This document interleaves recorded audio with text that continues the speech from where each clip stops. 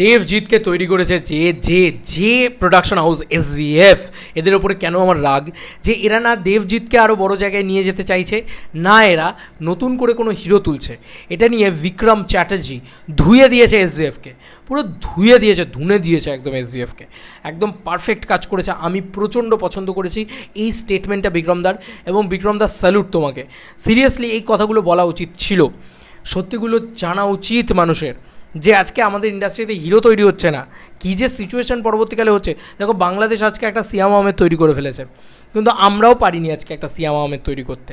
তো এটা একটা সমস্যা এসভিএফ, কিন্তু এটা মানে আমি জাস্ট যেটা দেখলাম এই জিনিসটা দেবিয়ান্সরাও বিভিন্ন জায়গা থেকে শেয়ার করছে, যে দেবদাকে নিয়ে এত কিছু হয়েছে, যে জিদ্দাকে নিয়ে এত কিছু করেছে এসভিএফ, যাদেরকে নিয়ে এত টাকা কামিয়েছে, এখন আরবান ছবি করছে, এখন আতলামি করছে এসভিএফ। ঠিক আছে, শোনো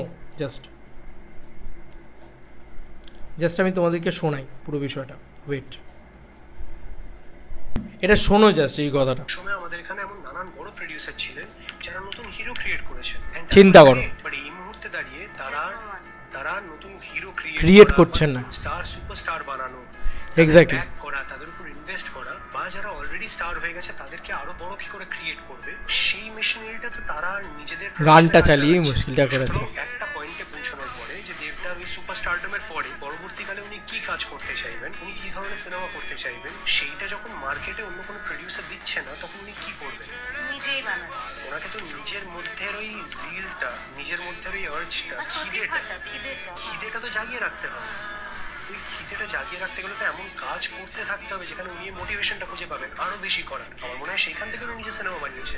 উনি যদি দেখতেন যে কলকাতার অন্য কোনো প্রডিউসার ওনাকে ব্যাক টু ব্যাক সিনেমা দিচ্ছে, এমন সিনেমা যেটা উনি নিজে করতে চান, তাহলে আমার মনে হয় না যে উনি প্রডিউসার হতে চাইবেন। কারণ যে কোনো হিরো প্রডিউসার হওয়া মানে তো আরো 10খানা দায়িত্ব নেওয়া।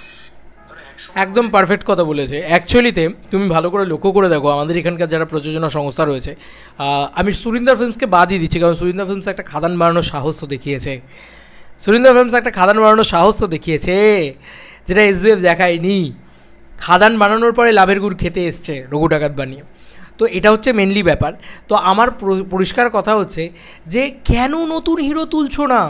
দেবদার কথা বাদই দিলাম, আজকে বিক্রম চ্যাটার্জিকে কেন ব্যাক করছো না বস? একটা কুলের আচারের মতন সিনেমা বানায় বিক্রম চ্যাটার্জিকে নিয়ে। এই যে এত ভালো ভালো বিক্রম চ্যাটার্জি সিনেমা করেছে কিছু, সেগুলো আমার খুব ভালো লেগেছে, কিন্তু তার তো ব্যাকিং দরকার, তার তো প্রমোশন দরকার। একটা হিরোকে তো ব্যাকিং করতে হবে। এত ভালো ভালো সিনেমা করছে বিক্রম চ্যাটার্জি, সেই সিনেমাগুলো ব্যাকিংই করছে না। আজকে এসভিএফ ব্যাকিং করলে কে বলতে পারে? আমরা সবাই হয়তো প্রত্যেকটা সিনেমা হলে গিয়ে দেখতাম, ঠিক যেভাবে দেবদাকে ব্যাকিং করেছে, ঠিক যেভাবে জিদ্দাকে ব্যাকিং করেছে। একটা সুপারস্টারকে তৈরি করতে গেলে একটা প্রডিউসারের ব্যাকিং দরকার। আর আজকে বিক্রম চ্যাটার্জিকে তোলা হচ্ছে না, তৈরি করা হচ্ছে না, কালকে তুমি কি করে এক্সপেক্ট করো যে নতুন হিরো উঠে আসবে আর দারুণ ব্যবসা হবে? এরপরে তো তোমরাই বলবে যে দেব আর জিৎ ছাড়া বক্স অফিস আসে না। তো তোমরা তৈরি তো করছো না, হিরো তো এসছে, নিজে একটা ছেলে অন্যান্য প্রডিউসারদের সাথে কাজ করে করে করে করে করে করে করে যাচ্ছে।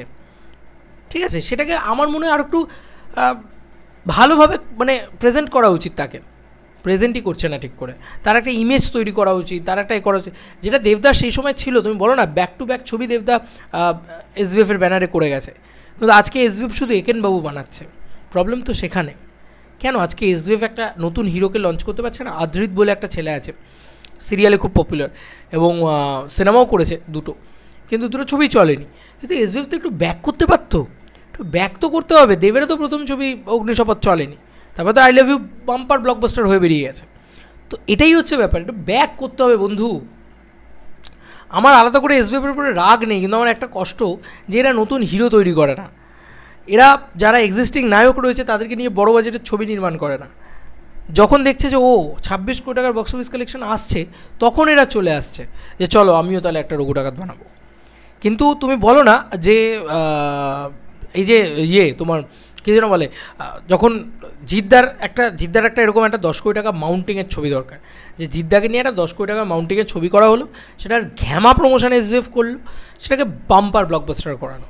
ঠিক আছে, এরকম একটা জিনিস এসভিএফ করতে পারতো, যে 10 কোটি টাকা দিয়ে একটা ছবি বানাবো, 20 কোটি টাকা কালেকশন করবো, জিদ্দাকেও আরও বড়ো জায়গায় নিয়ে যাবো।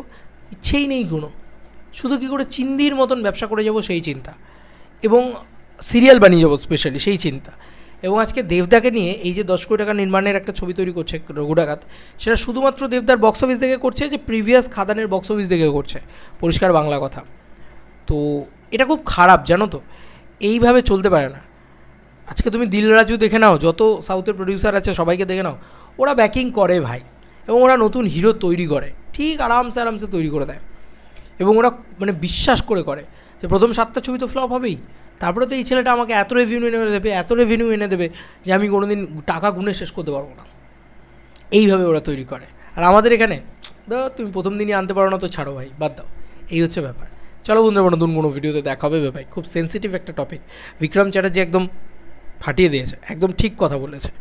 সত্যিই তো, আজকে ভালো ছবি যদি দেবদাকে দিত তাহলে ওই লোকটা প্রডিউসার হতো না। ভালো হয়েছে একদিক দিয়ে, দেব এন্টারটেনমেন্ট ভেঞ্চার্স হয়েছে, কিছু অরাজকতা বন্ধ হয়েছে বাংলা ইন্ডাস্ট্রি থেকে, নাহলে হয়তো ইউটিউবাররাই কোনো দিন উঠে আসতো না দেব এন্টারটেনমেন্ট ভেঞ্চার্স না হলে।